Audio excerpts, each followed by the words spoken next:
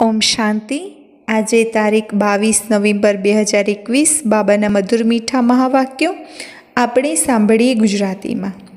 બાબા કહે, મીઠા બાળકો, અત્યારે તમે સંગમયુગ પર છો અને તમારી અંદર આ પુરાની કળયુગી દુનિયાના કોઈ પણ પ્રકારના વિચારો આવવા જોઈએ નહીં. પ્રશ્ન: બાપે બાળકોને શ્રેષ્ઠ કર્મ કરવાની કે કર્મોને સુધારવાની વિધિ કઈ બતાવી છે? બાબાએ બાળકોને શ્રેષ્ઠ કર્મ કરવાની વિધિ બતાવી, કર્મોને સુધારવાની વિધિ બતાવી છે, તો એ કઈ વિધિ છે? ઉત્તર: બાબા કહે, પોતાના કર્મોને સુધારવા માટે સાચા બાપ સાથે સદૈવ સાચા રહો. અગર ક્યારે પણ ભૂલથી પણ કોઈ ઉલટું કાર્ય થઈ જાય તો એ કાર્યને બાબાને ફોરન લખી દો. સચ્ચાઈથી બાબાને સંભળાવશો તો એની અસર ઓછી થઈ જશે, નહીં તો વૃદ્ધિ થતી રહેશે. બાબાની પાસે સમાચાર આવશે તો બાબા એને સુધારવા માટેની શ્રીમત આપશે. માટે બાબાએ કહ્યું, અગર કોઈ ભૂલ થાય છે તો એ ભૂલને ફોરન લખીને બાબાને કહી દો. અને લખીને કહી દઈશું તો બાબા એને ધ્યાન પણ જોશે, એના ઉપર ધ્યાન આપશે અને એ ભૂલને સુધારવા માટે શ્રીમત આપશે. અગર નહીં લખીએ તો એ ભૂલોની એક પછી એક વૃદ્ધિ થતી રહેતી હોય છે. ઓમ શાંતિ. શિવ બાબા બ્રહ્મા દ્વારા બાળકોને પૂછી રહ્યા છે કે બાળકો, તમે અહીંયા સવારથી બેસીને શું કરી રહ્યા છો? એ બાબાની આગળ યોગમાં બેઠા છે બધા, તો બાબા પૂછી રહ્યા છે કે સવારથી બેઠા છો તો શું કરી રહ્યા છો? તમે સ્ટુડન્ટ તો છો ને? તો જરૂર અહીંયા બેઠા હોય તો એ વિચાર કરતા હશો કે આપણને શિવ બાબા ભણાવવા આવ્યા છે અને આ ભણતર દ્વારા, આ જ્ઞાન દ્વારા આપણે સૂર્યવંશી બનીશું. કારણ કે આપણે રાજયોગ શીખી રહ્યા છીએ વિષ્ણુપુરીના માલિક બનવા માટે. તો આ વિચારમાં બેસો. તો બાબા કહે છે, આ વિચારમાં બેસો છો કે પોતાની જવાબદારી, બાળ બચ્ચા, ધંધાધોરી આદિ યાદ આવે છે? શું થાય છે? કયા વિચાર કરો છો કે શિવ બાબા ભણાવવા આવ્યા છે, આપણે રાજયોગ શીખી રહ્યા છે વિષ્ણુપુરીના માલિક બનવા માટે? એ વિચાર આવે છે કે બાળકોના કે જવાબદારીઓના કે ધંધાધોરીના વિચાર આવે છે? તો બુદ્ધિમાં એ રહેવું જોઈએ કે આ ગીતા પાઠશાળા છે અને આપણને ભગવાન ભણાવે છે અને આપણે લક્ષ્મીનારાયણ અથવા એમના કુટુંબની જેવા બની રહ્યા છે. તો આ છે રાજયોગ. બાળકોની બુદ્ધિમાં રહેવું જોઈએ કે આપણે બાબા દ્વારા ડાયરેક્ટ સાંભળી સૂર્યવંશી ઘરાનાના જેવા બનીએ છીએ. કેવા બનીએ છીએ? સૂર્યવંશી પરિવાર, જે કુટુંબ હશે, જે પરિવાર હોય છે શ્રી કૃષ્ણ, શ્રી રાધેનો, લક્ષ્મીનારાયણનો, એમના પરિવારના જેવા બનીએ છીએ. તો લક્ષ્મીનારાયણના ચિત્ર સામે ઊભા છે તો આપણું રાજ્ય હશે. દુનિયામાં લોકોને તો ખબર નથી કે સ્વર્ગ કોને કહેવામાં આવે છે. તો બાબા કહે, તમે બાળકો કહો છો કે આપણે અત્યારે બાબા દ્વારા સ્વરાજ્ય, વિદ્યા મને સ્વર્ગની અંદર જઈને સ્વરાજ્ય કરવાનું શીખી રહ્યા છે. સ્વર્ગમાં બાબા લઈ જવા આવ્યા છે, પણ સ્વર્ગમાં આપણે રાજ્ય કરવાનું છે તો એ બાબા શીખવાડી રહ્યા છે. તો આપણે જ સ્વર્ગના માલિક બનવાવાળા છે અને આ અંદરમાં ચિંતન કરવાનું છે કે જેવી રીતે સ્કૂલમાં વિદ્યાર્થીની બુદ્ધિમાં રહેતું હોય છે કે આપણે બેરિસ્ટર, એન્જિનિયર આદિ બનવા માટે ભણી રહ્યા છે. તો બાબા કહે છે, તમને એટલું પણ યાદ રહેવું જોઈએ કે ભૂલી જાઓ છો. આટલું યાદ નથી રહેતું કે આપણે ભણી કેમ રહ્યા છે? તો ભગવાન આપણને સત્યુગી દુનિયાના માલિક બનાવવા ભણાવી રહ્યા છે, તો એ યાદ રહેવું જોઈએ. ભૂલી કેમ જાઓ છો? તો બાબા કહે, તમે ઊંચામાં ઊંચા ભગવાનના વિદ્યાર્થી છો અને તમને ઊંચામાં ઊંચા દેવતા બનાવવા માટે ભગવાન ભણાવી રહ્યા છે અને તમે એમના બાળકો છો. તો આત્માઓ આ શરીર દ્વારા પોતાના ભવિષ્ય પદને યાદ કરી રહી છે કે શરીરના સંબંધી જિસ્માની મિલકત ધંધાધોરીને યાદ કરે છે. હા, બાબા પૂછી રહ્યા છે કે શું યાદ આવે છે? આત્માઓ શરીર દ્વારા પોતાના ભવિષ્ય પદને યાદ કરી રહ્યા છે કે આ શરીરના સંબંધી જિસ્માની માલ મિલકત કે ધંધાધોરી યાદ આવે છે? શું યાદ આવે છે? અહીંયા જ્યારે આવો છો તો એ સમજવું જોઈએ કે આપણને બેહદના બાપ ભણાવવા આવ્યા છે, બેહદના માલિક બનાવવા માટે. પછી રાજા રાણી બનો કે પ્રજા, માલિક તો બનો છો ને. નવી દુનિયામાં છે જ સૂર્યવંશી પરિવાર. અહીંયા તો બાબા કહે છે, સમજો છો કે આપણે જઈને આપણી રાજાઈ કરીશું. બાબા જાણે છે કે બાળકો બહાર રહેતા, ઘર બહાર ખેતી વાડીમાં રહેતા આટલું બાબાને યાદ કરી શકતા નથી, બાબાની યાદમાં રહી શકતા નથી. તો અહીંયા જ્યારે આવે છે, ક્યાં? મધુબન, બાબાના ઘરે. કારણ કે જ્યાં સુધી દુનિયામાં છે, ઘર પરિવારની વચ્ચે છે, તો એટલી બાબાની યાદ નથી રહેતી. પણ બાબાના ઘરમાં જ્યારે બાળકો જાય છે તો બાબા કહે છે, બધા વિચારો છોડીને આવો. તમે અત્યારે એક કળિયુગી દુનિયામાં છો જ નહીં. કારણ કે બાબાના ઘરે ગયા તો કયા વાઇબ્રેશન મળશે? બ્રાહ્મણ પરિવારની વચ્ચે છે તો સંગમયુગી બની જઈએ. તો બાબા કહે છે કે હવે તો તમે સંગમયુગ પર છો, કળિયુગને છોડી દીધું. બહારમાં તો કળિયુગ છે. મધુબન જે ખાસ છે, અહીંયા છે સંગમ. એટલા માટે મધુબનનું ગાયન છે. બાબા કહે છે અહીંયા આ મુરલીનું જ સિમરણ કરવાનું હોય છે. તો જે સાંભળતા હોય છે એ રિપીટ કરો. જે મુરલીનું સિમરણ કરતા હોય, સાંભળતા હોય જ્ઞાનની પોઈન્ટો, એનું સિમરણ કરો અને વિચાર સાગર મંથન કરો. જેટલો સમય મળે ચિત્રોની આગળ આવીને બેસી જાઓ, એમને જુઓ અને વાંચતા રહો. બ્રાહ્મણીઓ જે લઈ આવે છે એમની ઉપર ખૂબ જવાબદારી હોય છે. માના બાબાએ શું કીધું? જે ટીચર્સ બહેનો બાબાના બાળકોને મધુબન લઈ જતા હોય છે તો એ ટીચર્સ બહેનો ઉપર ખૂબ જવાબદારી હોય છે. એમને ખૂબ ઓના રાખવો જોઈએ. જેવી રીતે ટીચર્સને શોખ રહેતો હોય છે ને કે અમારા સ્કૂલમાંથી અગર ઓછા પાસ થશે તો ઇજ્જત જશે.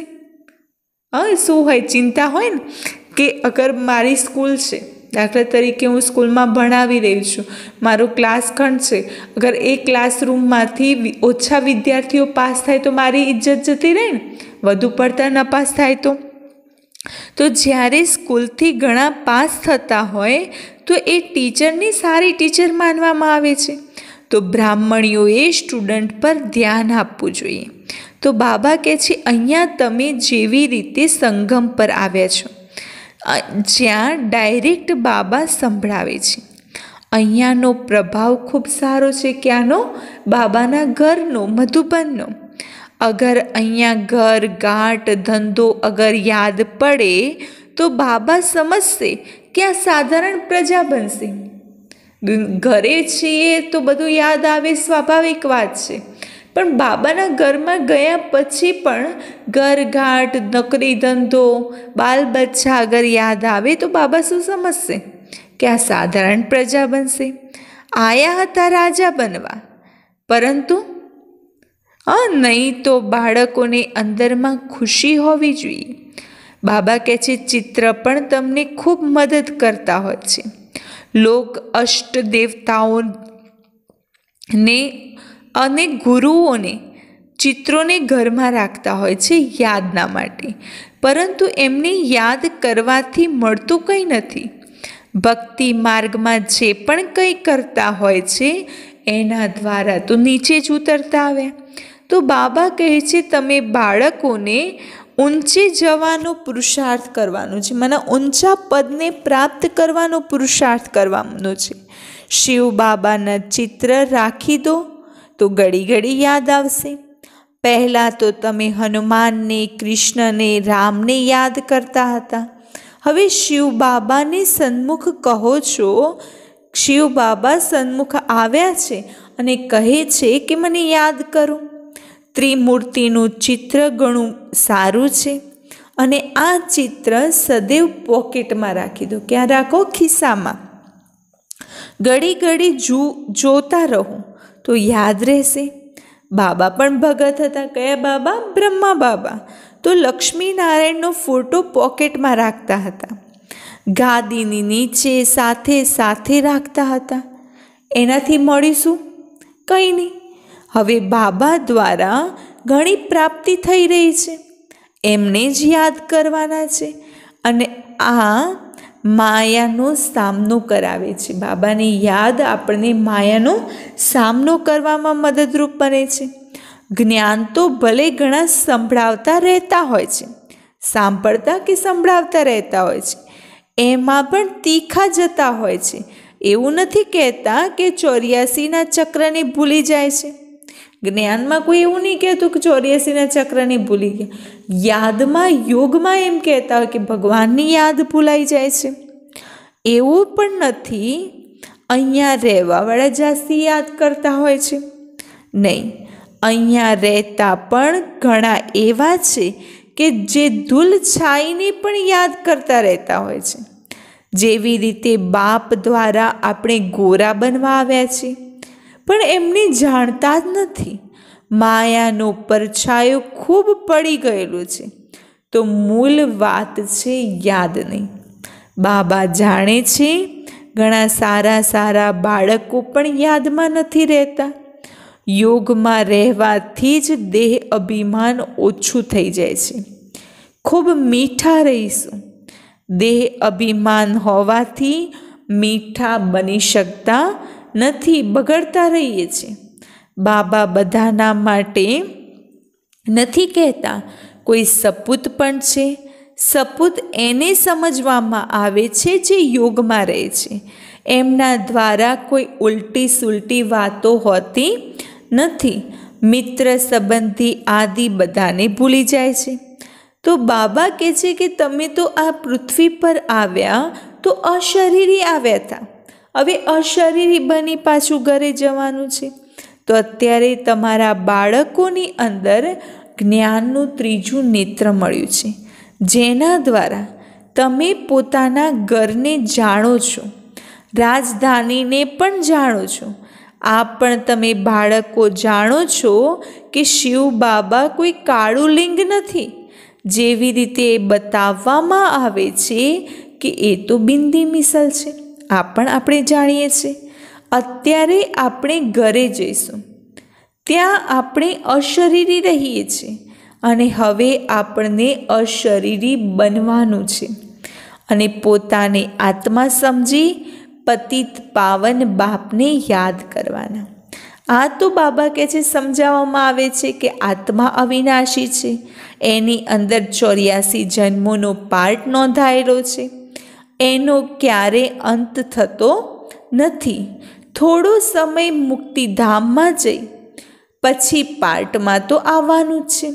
તો બાબા કહે તમે ઓલરાઉન્ડ પાર્ટ ભજવો છો અને આ સદૈવ યાદ રાખવું જોઈએ કે આપણે અત્યારે ઘરે જવાનું છે. તો બાબાને યાદ કરવાથી આપણે તમો પ્રધાનમાંથી સતો પ્રધાન બની જઈશું. અહીંયા ધંધાધોરીને યાદ નથી કરવાના.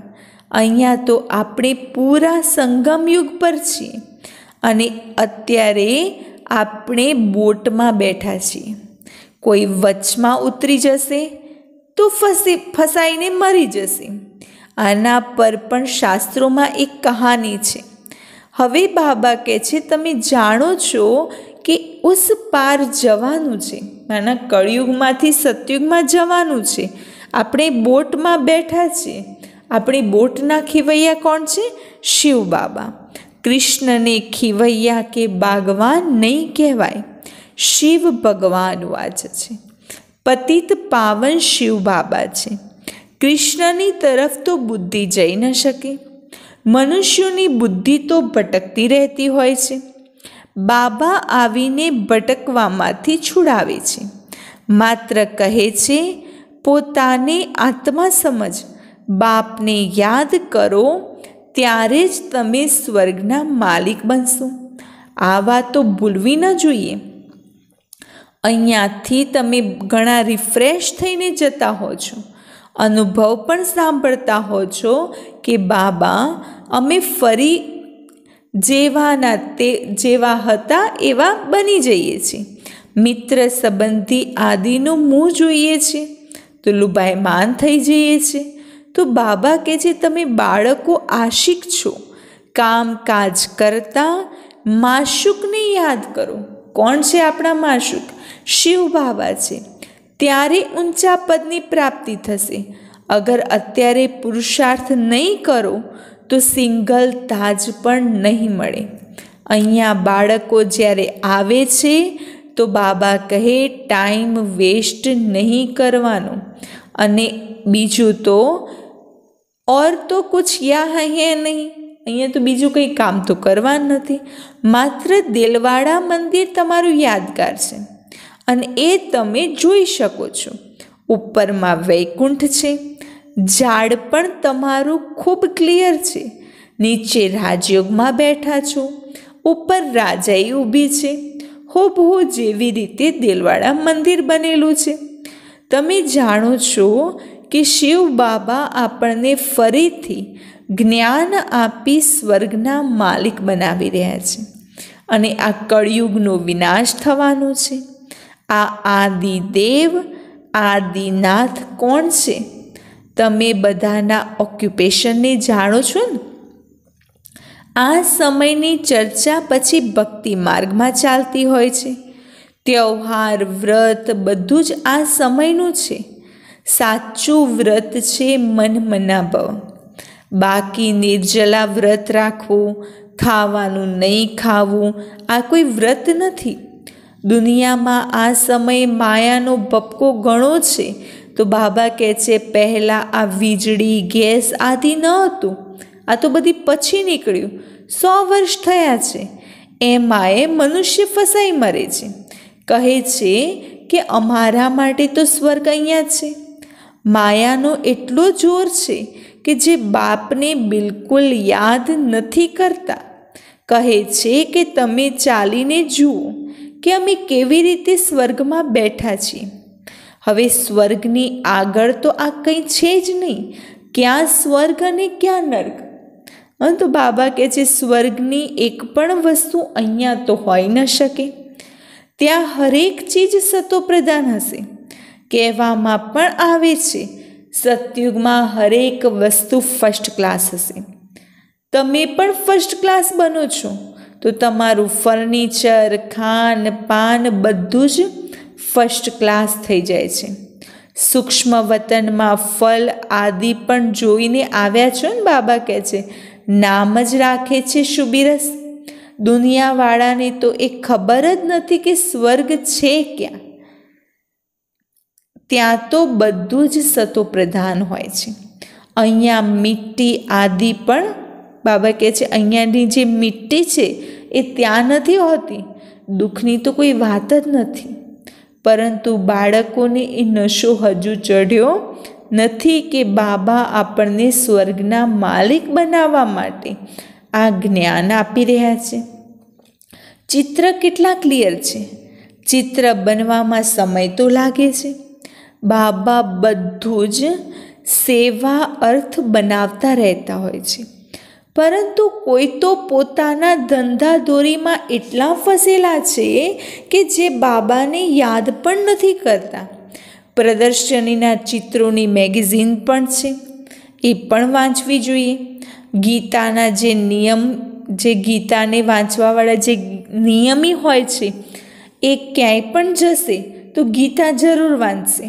તો બાબા કહે છે હવે તમે સાચી ગીતા ચિત્રો સહિત તમને મળી છે. હવે સારી રીતે મહેનત કરવી જોઈએ. નહીં તો ઊંચા પદની પ્રાપ્તિ થઈ શકશે નહીં, પછી હાય હાય કરવી પડશે જ્યારે સાક્ષાત્કાર થશે. પરીક્ષા પૂરી થઈ પછી બીજા ક્લાસમાં નંબરવાર જવું પડશે. અહીંયા તો જ્યારે સાક્ષાત્કાર કરો છો, બાબા કહે છે સાક્ષાત્કાર થશે, જશો તો નંબરવાર રુદ્રમાલામાં પીરોવી વિજયમાલામાં આવી જશો. સ્કૂલમાં ઘણા બાળકો નપાસ થતા હોય છે તો કેટલા દુઃખી થતા હોય છે. તો બાબા કહે છે તમારી પણ કલ્પાંતરની બાજી છે. ઘણા બાળકો પૂરી મેગેઝિન વાંચતા પણ નથી. બાળકોને મેગેઝિન વાંચીને સેવા કરવી જોઈએ.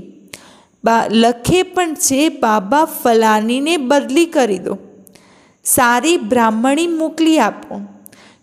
કોઈ બ્રાહ્મણીની સાથે એટલા પ્યારથી જોડાઈ જતા હોય છે કે બ્રાહ્મણી બદલી હોવાના કારણે ગીર પડતા હોય છે, માના જ્ઞાનથી છૂટી જતા હોય છે, સેન્ટર પર આવવાનું છોડી દેતા હોય છે. કોઈ ઉલટું કામ થઈ જાય તો સચ્ચાઈથી ફોરન બાબાને લખી દેવું જોઈએ, તો પાપની અસર ઓછી થઈ જશે, નહીં તો વૃદ્ધિ થતી જશે. બાબા સુધારવા માટે કહેતા હોય છે, પરંતુ કોઈ સુધારતું નથી, તો પાપ કર્મ છોડતા જ નથી, તકદીરમાં નથી, તો બાબાને સાચા સમાચાર પણ નથી આપતા. તો બાબાની પાસે રિપોર્ટ આવવાથી સુધારવાની કોશિશ કરશે. અચ્છા, મીઠા મીઠા શીખીલધા બાળકો પ્રતિ માત પિતા બાપ દાદાના યાદ પ્યાર અને ગુડ મોર્નિંગ. રૂહાની બાપની રૂહાની બાળકોને નમસ્તે. રૂહાની બાળકોની રૂહાની બાપ દાદાને યાદ પ્યાર, ગુડ મોર્નિંગ અને નમસ્તે. ધારણા માટે મુખ્ય સાર. પહેલી પોઈન્ટ, અશરીરી બનવાનો પૂરેપૂરો અભ્યાસ કરવાનો છે. કોઈ પણ ઉલટી સુલટી વાત નથી કરવાની, ખૂબ મીઠા બનવાનું છે, કોઈ પણ વાતમાં બગડવાનું નહીં. બીજી પોઈન્ટ, મુરલીનું સિમરણ કરવાનું છે. જે સાંભળો છો એની ઉપર વિચાર સાગર મંથન કરો. મનમના ભવનું વ્રત રાખવાનું છે. વરદાન, સદા ફરમાનના તિલકને ધારણ કરી ફર્સ્ટ પ્રાઇઝ લેવાવાળા ફરમાન વરદાર ભવ. જે બાળકોના મસ્તક પર ફરમાન બરદારીની સ્મૃતિનું તિલક લાગેલું હોય છે, એક સંકલ્પ પણ ફરમાનના વગર નથી રહેતા, કોઈ કાર્ય નથી કરતા, એમને ફર્સ્ટ પ્રાઇઝ પ્રાપ્ત થતી હોય છે. જેવી રીતે સીતાને લકીરની અંદર બેસવાનું ફરમાન હતું, એવી રીતે હર કદમ ઉઠાવતા, હર સંકલ્પ કરતા બાબાના ફરમાનની લકીરની અંદર રહો તો સદા સેફ રહેશો. કોઈ પણ પ્રકારના રાવણના સંસ્કાર વાર નહીં કરે અને સમય પણ વ્યર્થ નહીં જાય. સ્લોગન, કોઈના પણ લગાવ, અગર કોઈની અંદર પણ લગાવ છે તો એ લગાવ પુરુષાર્થમાં અલબેલાપન અવશ્ય લાવી દે છે. અચ્છા, ઓમ શાંતિ.